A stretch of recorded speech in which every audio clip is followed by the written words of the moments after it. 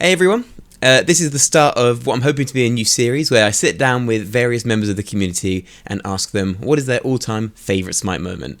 Now they could pick any moment from any season, any person, player, character, god, whatever. They could pick whatever they like, and basically what I want to hear from them is why it's their favourite, what it means to them, and any juicy little stories from behind the scenes. So it only felt right to start with someone who's been around forever in competitive Smite. He was Rivals coach for a very long time, and he now basically still is Rivals coach. Now they've started back in the SEC. He also coached Space Station Gaming back in Season 6, I believe. And that is, of course, AlphaJackal. So I will pass over now to Future Dan.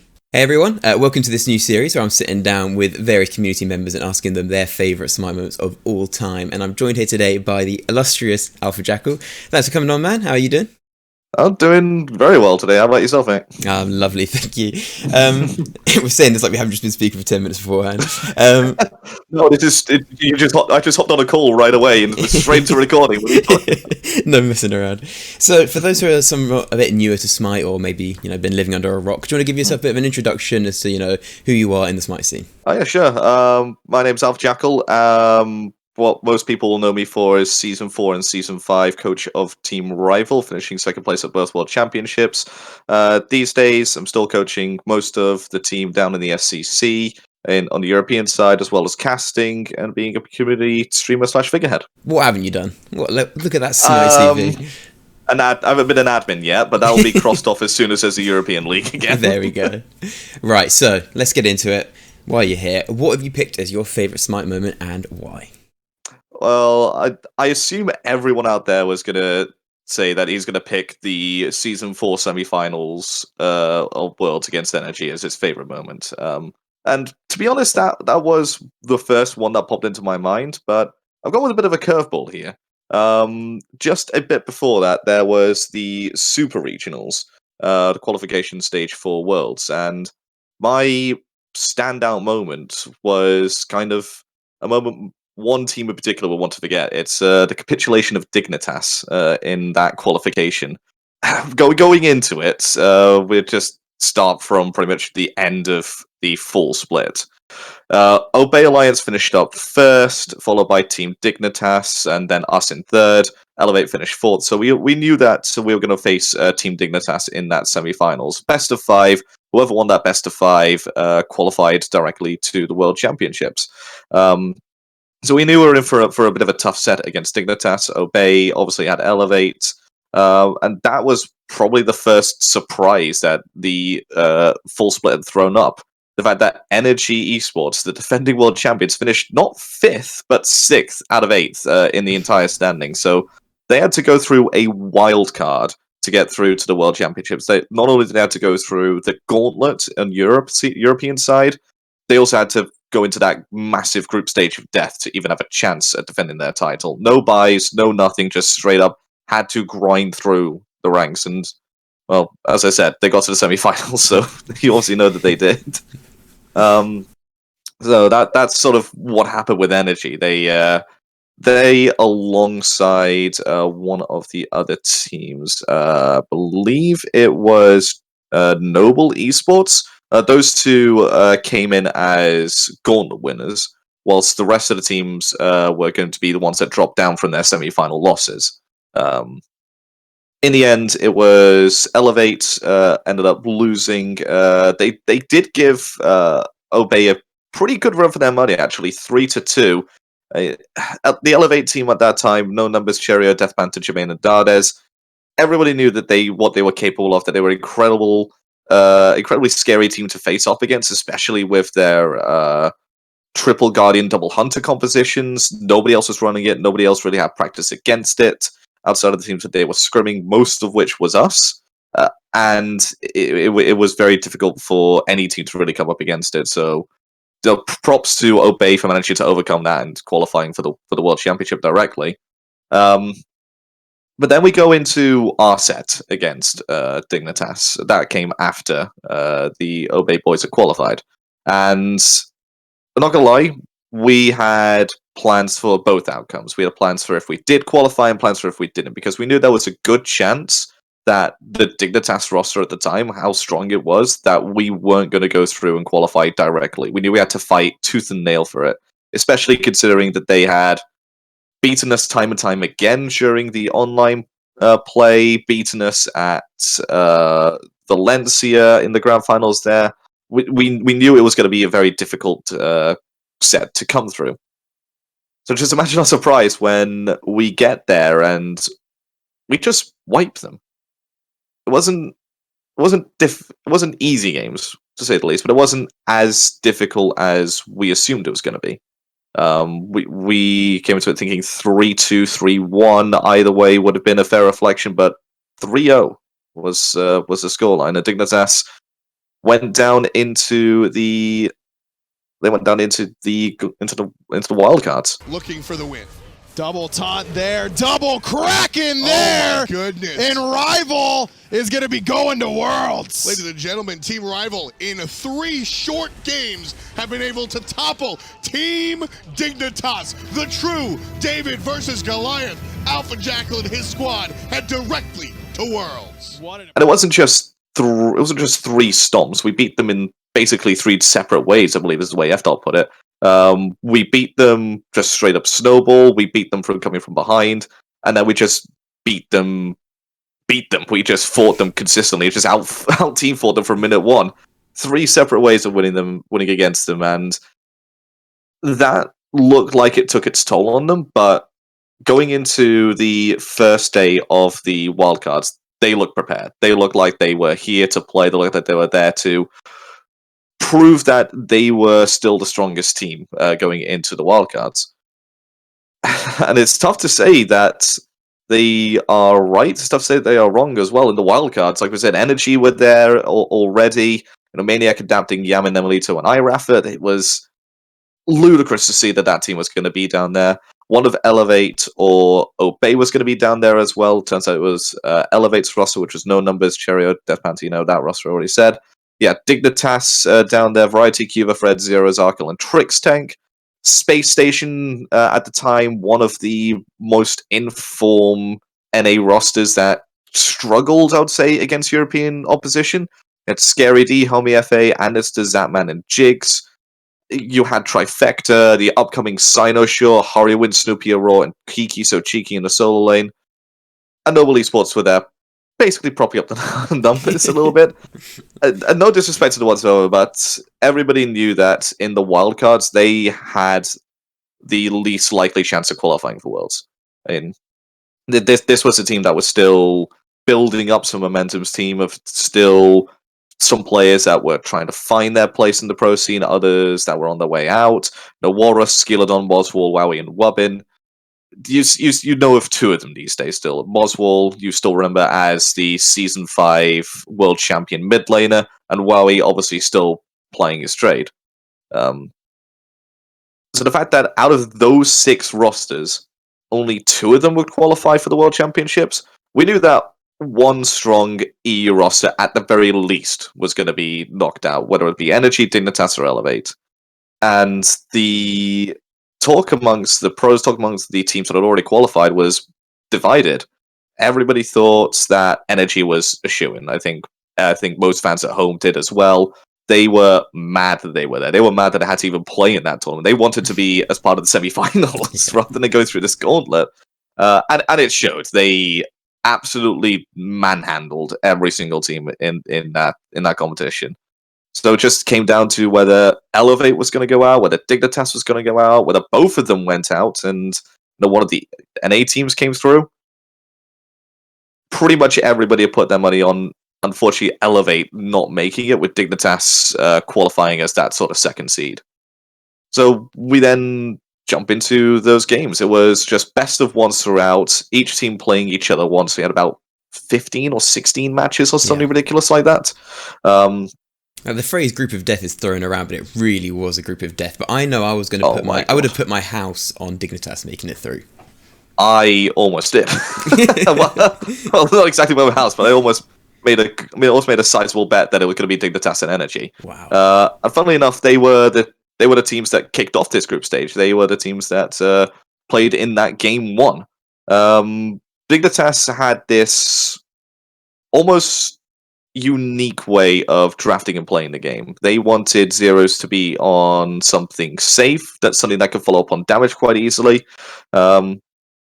Primarily, it was always Sol, Kronos, just gods that were able to stay away from the fight but dance in and out of it was sort of the best way to describe his playstyle. That's reflected these days with Thoth and Morrigan being gods that he really does like to play. So it was difficult to play against them, but Energy they just managed to find a way. They came through in that first game. Barely 30 minutes onto the clock, and Team Dignitas only had 8 kills at the end of it, 22 to Energy, and it couldn't look more comfortable for them. It could not have looked more comfortable for the team. That's where you started to see some of the cracks appear in the Dignitas roster, and sort of cracks in the mental. They certainly looked like they were annoyed that they lost that game, but they also realized that that was the one game that they could afford to lose, because everybody was going to lose to Energy in that sort of sense. So, a little bit wobbly, but it wasn't the end of the world for them. Then we come up against Elevate. Dignitas versus Elevate. This is the deciding game. This is the game that says which one of these teams is going to qualify for Worlds and which one of these teams isn't. Forget the rest of the tournament. We know how the rest of it's going to go. What happens between Elevate and Dignitas? Well, talked about it before. Elevate come out with their triple Guardian double Hunter composition. Absolutely disgusting. I mean, they had AMC, Rom, two of the best Hunters in that late game stage, and then they had Geb to protect them. They had Xing Chen to peel and set up, and they had Kabrakan in the jungle just do as much damage as possible.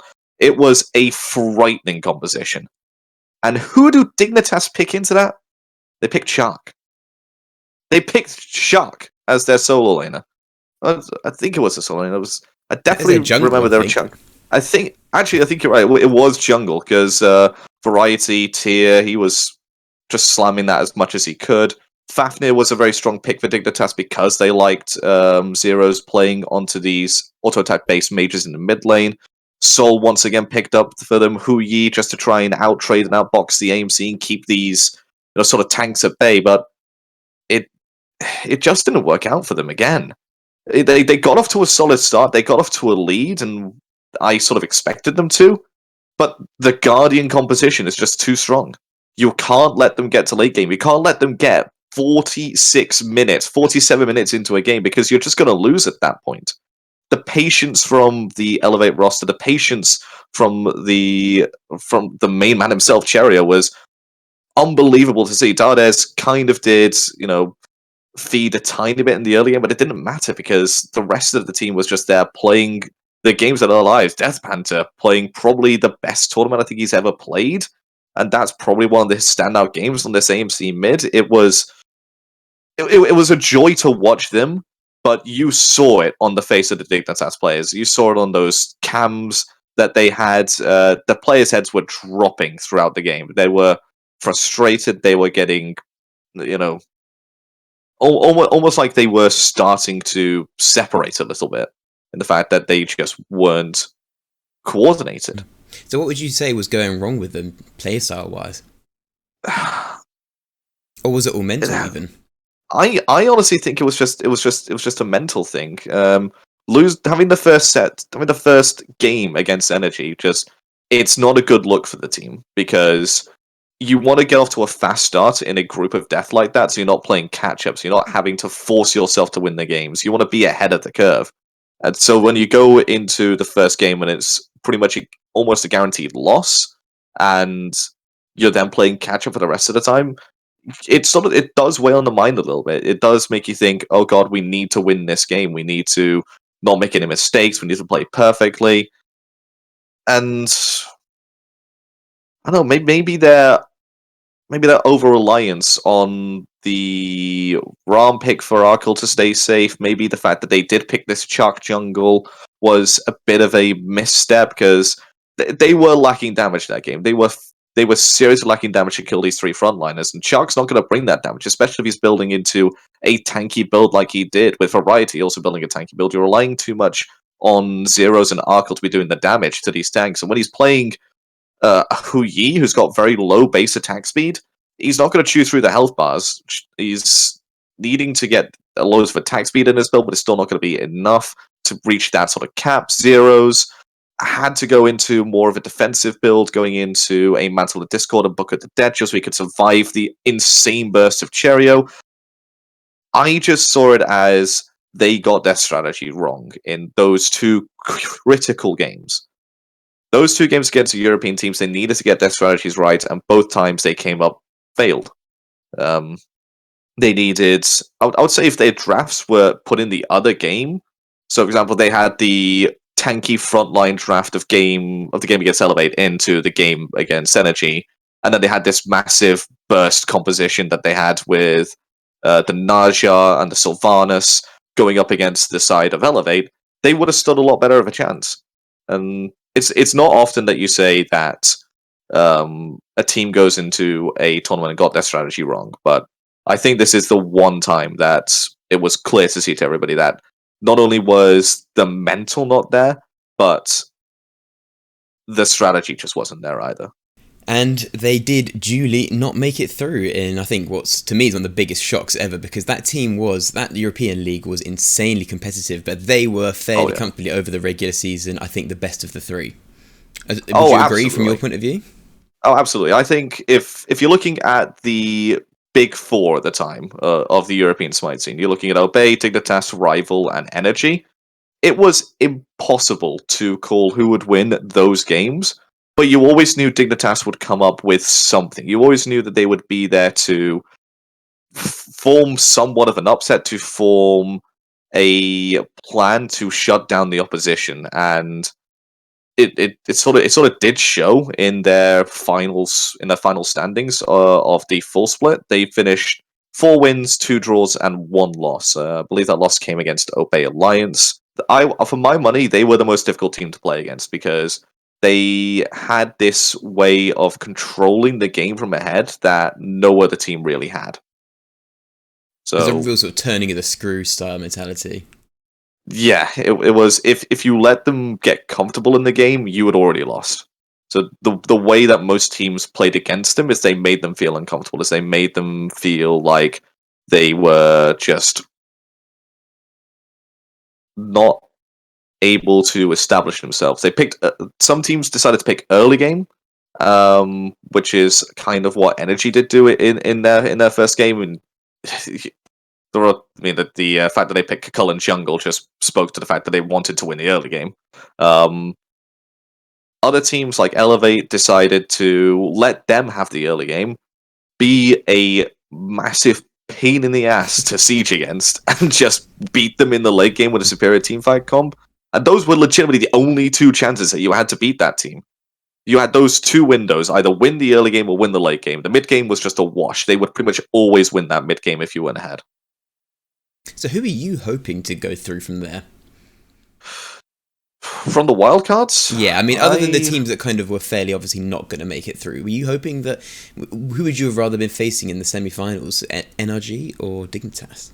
I think the team we wanted to avoid the most was Obey, given that we just Obey were our bogey team going into pretty much every single week. They were the team that had us figured out the most.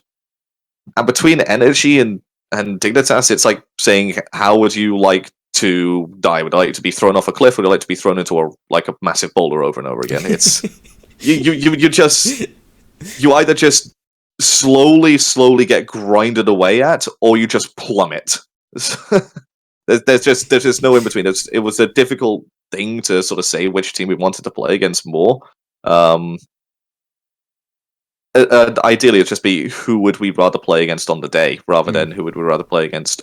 You could ask us a week in advance, and we would have a different answer each day, sort of thing. So that, I think, takes us nicely into Season 4 Worlds. And you guys started with a set against Nocturnes. I don't know if you remember that very well, but how was that in terms of a warm-up? I remember that. So, we obviously had a very good feeling about the whole tournament because we came in as the first seed. We came in as the team that everybody sort of had to beat, and we sort of owned that tag, maybe a little bit too much. I remember the first game against them. I was not. It's either the first game or the second game. I can't remember which one it was. That we kind of did troll a little bit. We almost to a point didn't respect the Latin American team, Nocturnes. I mean, I told them we still need to be careful of them, and I told them we still need to play at our best. Otherwise, we could be, we could have an upset on our hands. And it almost did turn into that. I mean, yes, we did come out with a 2-0 victory, but one of the games was awfully close. Yeah, game 2. That's the one that we should have lost. Actually, it's going to be Ice Ice Baby here because it's going to be. Oh my goodness! No, it's RDO Jungle. I thought it was going to be RDO Soul. No, it's Thoth ADC. Hello, Votes, playing the magical god. Rival pulling a fast one on all of us, even the analysts. We played Thoth ADC, and we did not have a good time with it. It was a strategy that we kind of wanted to have in our pockets for one of the further games, but we hadn't tested it in any form of competitive play. We hadn't even tested it in scrims. So it's just one of those ideas like, what if we did have a Thoth ADC and have a Hunter in the mid lane so that the Thoth could stay and just get farm and get to the late game safely, whilst the mid laner is this early game fighting Hunter? Didn't work out. Didn't work out that well at all. And there's an RTO in the jungle. I've just looked, and yeah, that's a spicy one as well. Yeah, so like I said, bit of troll on that one, but we still came out with the victory. I personally on the backside wasn't happy with the fact that we had that game go that long and we risked going into a game 3. But after talking with the guys about it afterwards, they were just in that sort of mood where the players are just going to play what they feel like and they are just going to have a good time with it. And it's difficult to knock players out of that sort of state. Yeah. Not gonna lie. So what were your expectations coming into Worlds? Were you there to win it? Oh yeah, we were there to win World Championships. We knew that if we got through to the final against any of the teams from that other side, that we would have a very strong chance of winning Worlds. We knew that our biggest obstacle was going to be Energy in the semifinals. We'd already seen what the placement victories were going to do to the bracket. We already had planned out what the bracket was going to be, and it did pan out pretty much exactly the way that we panned it out to be, apart from one result. And that was the other semi-final. We sort of expected Obey to win that one 3-1, rather than E United just completely destroying Obey. It really wasn't even close. So what were you thinking when you just saw E United run through? I mean, at this point, you're obviously not still qualified, but you've just seen E United run through Obey, the team that you said were your bogey team. What was going through the minds of the team at that point? I was by myself up in sort of like the rafters of the Cobb Energy Center, sitting on the middle tier. I was looking at these games to see exactly what Obey were going to be bringing out to us, more so than what E United were going to be bringing out to us. Especially in Game 1, I was thinking, okay, this is probably just going to be a game where Obey figure out their opponents. They either go into the set they either go into the set knowing exactly what they're going to do against their team, or they go into the set needing a game, maybe 2, to figure out exactly what it is they wanted to do. And I thought Game 1, that's exactly what they needed to do. They just needed to figure out what sort of playstyle that E United were after. They figured them out. Okay, Game 2 should be different. And then Game 2, they pick pretty much the exact same composition and do pretty much the exact same thing. Okay, bit weird, didn't expect that from them, but reverse sweep, shatter the mental, I like it. Game 3, they then pick pretty much the same composition, do pretty much the exact same thing. I just sat there gobsmacked thinking, what's going on here? What's happened? Luckily, partway through Game 2, I started to switch focus from what Obey were going to bring to what E United were going to bring.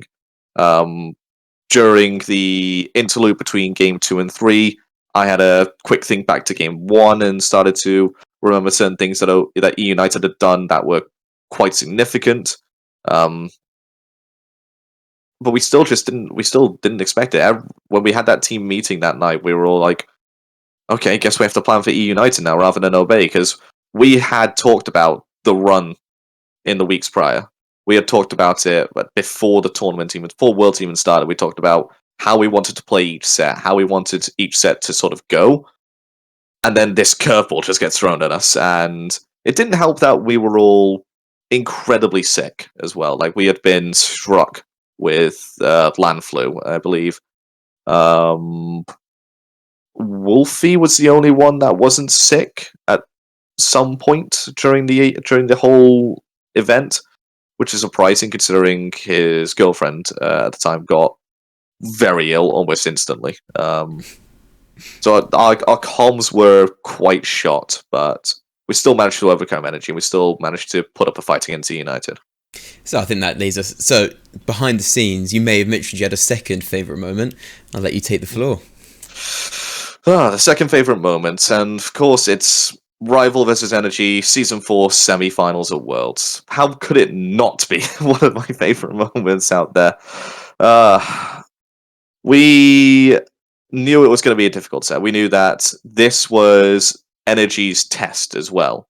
We had been almost ahead of Energy throughout the entirety of the season. Every single time we came up against them, bar Summer Split, that was next season. But pretty much every single time we came up against them, we were putting up a decent fight against them, or we were beating them very easily. And this was going to be the defining moment of the World Championships. Was it going to be the switch from the old guard to the new guard of player generation? Or was it going to be the old guard continuing their reign, continuing supreme? Would it be adapting in the voice, going for a third World Championship in a row? Because Energy had not had a great season, but they didn't. But like you said, they were having a monstrous World Championship campaign. It looked clean from them consistently. Were you a bit nervous? I mean, I think Rival, in terms of lands at that point, had the best record of any team against NRG, but it's still NRG, right? It's still Energy, and this is a different Energy beast altogether, because it's Energy at the World Championships. This is not the typical Energy you have at the tournaments that don't really matter too much. It's not the Energy from the online play. This is Energy where they're in their most comfortable. This is almost like having a match at a home stadium for Energy. Like they have the home advantage. They have the experience there. We were still new, relatively new as a team to trying to go for it. This was our first shot at the World Championship. This was our first time in front of this. This was the second time in front of a crowd, but first time in front of a massive crowd in North America. First time at the World Championship. First time doing something of this scale. We still have confidence. The crowd loved you guys there. The crowd did love us because we brought out the jank. We brought out different things. I mean, there were people in the crowd just chanting, "Go Ares solo!" because we brought out the previous, we brought out DreamHack, and we were favorites because of our we were fan favorites because of our sort of goofy, lovable personalities, our strange way that we approach the meta, and just because we were fun people. I feel. Oh, it's a cracking team to watch. It was always entertaining. So before we get into the games, I was just sort of interested in what you saw your role as the coach in that team, because having spoken to a few different coaches across, or heard interviews with them across the various years of Smite, you see kind of a bit of a split, I think, between coaches. You see some that are in there to manage personalities, and some that are in there to sort of manage the picks and bans, or like be the brain behind the team. Where did you see yourself in that? I saw myself as the more towards the managing personality side. I was the one that was there to keep the level head and keep people calm. I was the one there to bring emotions back down to a base level, as well as do research in the game on what they were doing. So were they going for different rotation patterns? Were they going for different picks in previous rounds than what we were expecting? And just lead team talks to have everyone come together on a consensus about exactly what it is we wanted to do. Because the truth is, in that team, there wasn't a one defined leader. There wasn't one defined shot caller. Everybody did their part. Everyone did their part in research. Everyone did their part in leading team communications. Ice was the main person who drafted, but we all had our say in it, all had our thoughts put into it, and my job was to just make sure that that worked and came all together. So going into game one, what's on the team's minds? Are you feeling confident? A bit nervous? We're feeling confident. We know that this is going to be the hardest set. This is going to be the set that if we win, well, this was our mentality. We win this set, we win Worlds. This was our World Championship Finals. Not the one thing tomorrow. This was the World Championship Finals.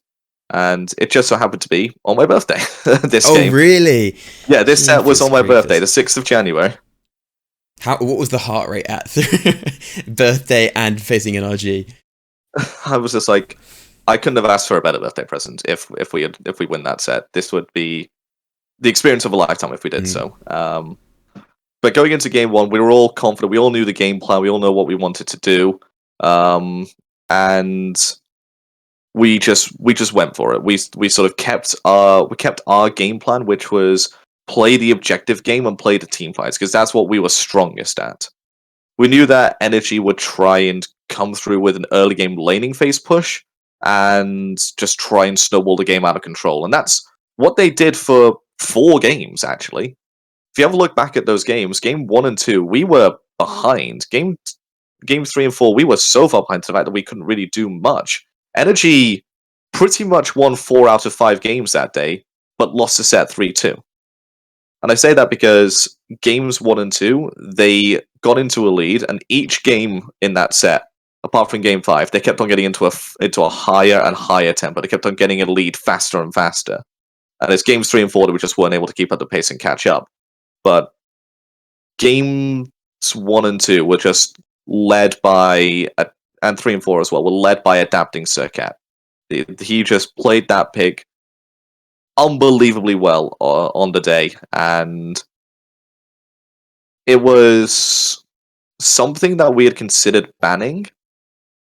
I personally let the team decide if it's something worth banning after games, because they're the ones that are playing against it. They're the ones that have that feeling in the game. I can come back with statistics and say, yeah, Surcat was involved in 92% of the kills. Surcat was the one that stole most of these back camps. Surcat was the one that initiated about 50% of these fights and won them single-handedly. But the players can turn around and just say, actually, I didn't think Surcat was that difficult to face against. We controlled it quite well. It was this pick, or it was this moment where we sort of messed up and fell behind, or it was this certain team fight that we should have taken differently, or it was this other pick that was the issue, so let's get rid of that instead.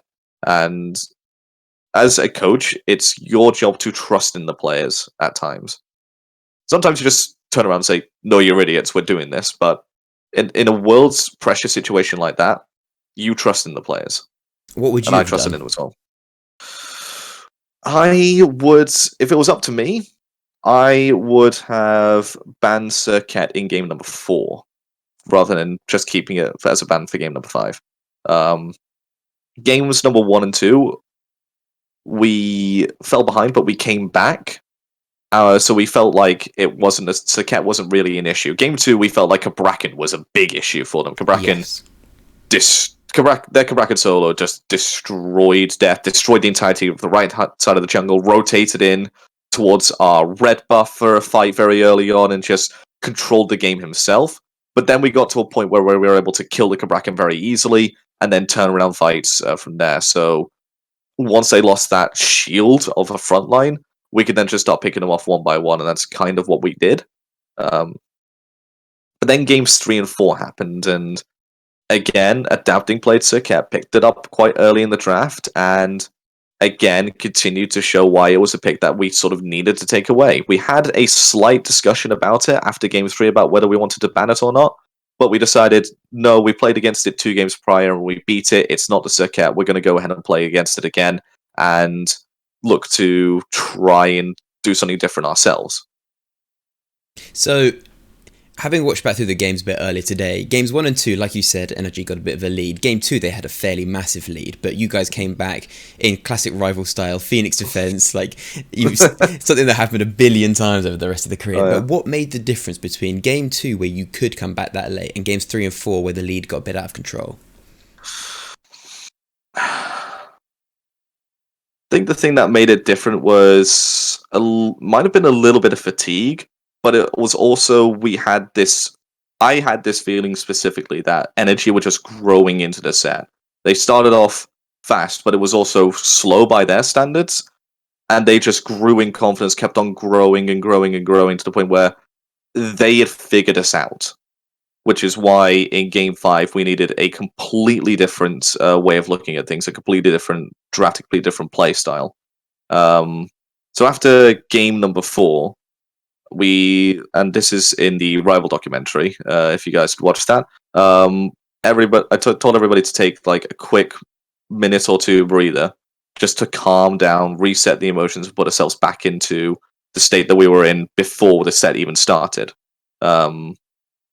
I do have to give special shout outs to a quite old friend of mine and quite old person in the Smite scene. You might remember as coach of Titan, Captain Coach.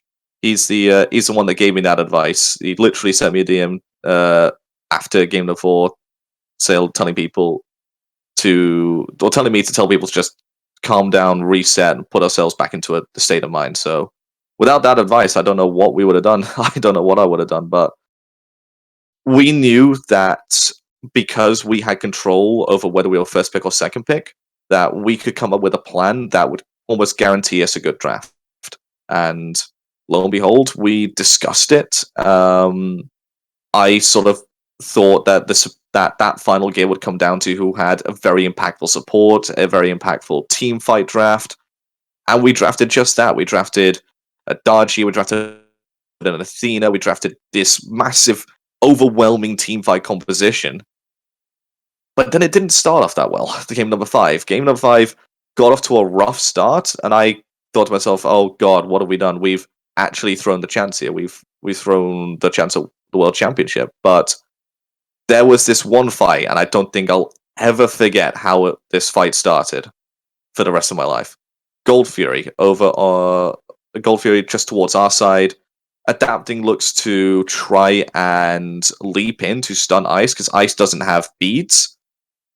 Ice then blinks past this Fenrir Unchained Leap into the middle of the team fight and goes onto the powwow. And because Fenrir was so isolated without stunning anybody, without anybody to grab, he just gets killed pretty much instantly. The Gold Fury already half HP. Adapting on the back end, gets his ultimate beads down by Wolfie, who then immediately turns into his own ult. Damage. Wolfie hits 4 drums and takes down 1 jungler. That's kill number 3. And Maniac, though, he's in a little bit of trouble as well. Caught between a rock and a hard place. 2 dead members from Energy. Rival jumping in. Vote. He wants ammo. The taunt is being waited. He catches Alto. The B goes down, and Rapper is being looked at. Is that 4? That's 4! And the rest of the team fight just goes according to plan. We win that team fight hand over fist. And I just kept on thinking to myself, up until that point, I was thinking to myself, why did Ice not get beads? Why did he not get beads when his CC immunity is on his ultimate, and it's very difficult for him to, control after he gets stunned? And that's the moment that I realized why he did it, because he knew he had that in it. He knew himself that he could just blink into the middle of the team fight and just win it for us. I mean, you can do all the drafting and picking you want, but there's sometimes just that X factor. Game 5 of semi-finals, he's feeling it. Oh, I knew that he would be feeling it as well, because going back to another set against Energy back in spring finals, was it against Energy or was it against Enix? It was one of the two. Because that was the first ever set that Energy lost, basically, against you guys. Yeah, I just remember that he turns around to us in the drafting phase after with second pick after the second set of bans, and goes, "Pick me Kali." we're just all stunned. Like, wait, what did he just say? Did he just say Carly? Like, Carly was a pick that was just completely out of the meta at the time. We had not even practiced it, let alone considered this pick. And he just turns around and goes, "Pick me, Carly." We go, "Okay, we're picking Carly here." And I suppose we picked him Carly. And he had a phenomenal game on that one. So when the time came for the World Championship and he wanted this Dargy and he likes to go blink over beads against the Fenrir, that was him just having that sort of moment again. And if Ice ever has those moments, you listen to him. That must be so nice having that trust in your team built up all because you were coaching for a very long time. I wanted to ask, so when the games are happening, you're there behind, backstage watching it. How does it feel being, you've set them out, but basically for those minutes you are hopeless just watching them play? It almost feels horrible, like to just be sat there, taking that. Like at that point, game number 5. I had just stopped taking notes because I was just like sat there, heart beating, like almost out of my chest, thinking, "Come on, you guys can do that." I was almost channeling myself in like an avatar state as a fan, sat there in the front row, middle of the room, and just watching the games, just cheering them on almost, and it feels so bad when things don't go according to plan, when things don't go well, and you just sat there just gut-wrenched thinking, how can I help this? What can I do? I want to go out there and just tell them to stop being idiots. I want to go out there and tell them to just calm themselves down and reset and just communicate a bit more, but I can't because I'm backstage. I can't go on stage and tell them to do that, otherwise they're DQ'd. But I always had trust in them that they would win that set, they would win that game.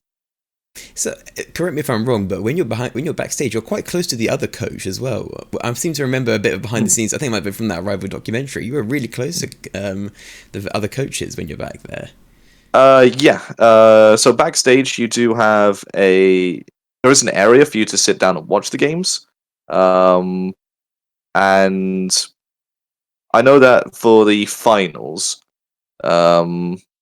we watched the games together, me and Cardiac. We sort of just sat there. We even had a nice talk during the games about. I remember during Game 4, we just like sat there chatting and like talking about the games together. And it was nice. It was very nice. I remember for the energy set, I was over actually behind the energy PCs because that's where one of the viewing areas was, and that's where the casters were. The casters were over on that side. And it was F-Dot and Anatoly for that game. And me and F-Dot were just sort of bantering with each other a little bit behind the scenes, bantering each other behind camera. But it was good fun all around, and that sort of ability to talk to somebody else, that sort of ability to have sort of conversations or banter with somebody else really takes the edge off. Maniac trying to zone, but he's going to get taunted, and he's going to get taken out as well. Vote on top one more time. Yaman answers back. Death Walker down. Ammo! Wolfie gets adapted! Wolfie says no. Rival says no. Rival have the potential to win right here, right now. Ice Ice Baby in the sky, trying to pull multiple members. He gets both of them. Wolfo takes out Yaman. Rapper goes down. Ice Ice Baby. Rival has dethroned the king.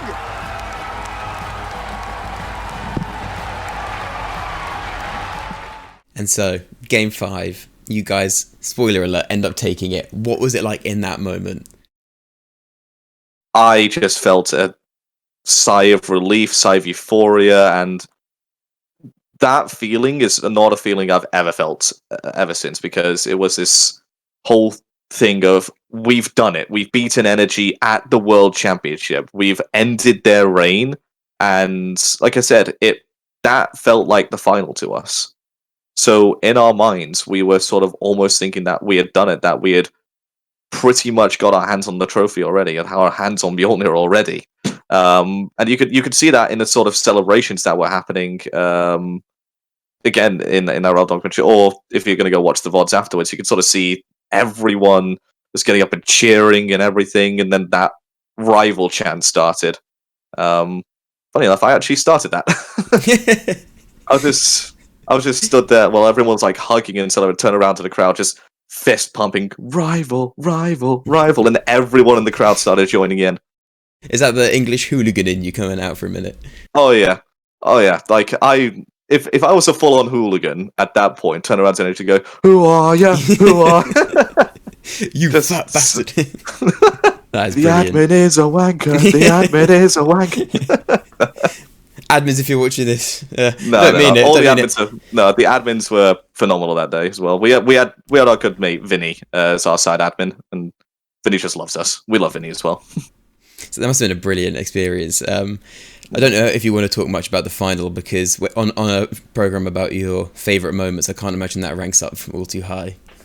No, I think that's best left for another day. Doing a non-favorite moments, I'll be able to come talk about season Worst 5 worlds. Yeah, But I mean, to dethrone the NRG, I mean, they literally hadn't lost a world championship set at all ever at that point. No, That's this was the first time lost at the World Championship. We were the first team to beat them on LAN as well back earlier in the season, so it was almost poetic. It was almost like we were the ones that had to do this to them. Like we were the ones that had to take that crown.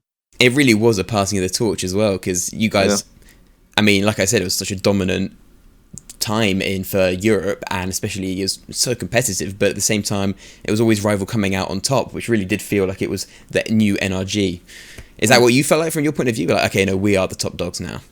Yeah, that's what it felt like to us. We felt like we were going to be the undisputed team from there on out because we felt like we were just untouchable, almost. Yeah. All right, well, unless you've got anything else to add, I think that seems like a good time to leave it. Thanks again so much for coming on. This is your time to do your shout-outs, your soapbox. You can rant them back to the world if you want. You can say, oh, rubbish, my team is now... Yeah, thanks for having me on. It's been a real pleasure. One word of advice to everybody out there who's going to go to a world championship, if it's your first time especially, do heed the warnings about land flu, because it is one of the worst experiences you will ever have. I couldn't do, like, apart from that set on the day of my birthday, I couldn't do anything because I was just that crippled with flu. So make sure you prepare yourself 2 weeks in advance at the absolute latest for the event, and you'll be good to go and have a much better time of it. But again, thank you very much. If you want to find me, you can find me on Twitter. Twitter is at AlphaJackal. Twitch is also at AlphaJackal. And we'll see what I can do for you. Perfect. All right, thanks so much for coming in. And yeah, maybe see you again in the future. See you later. Thanks.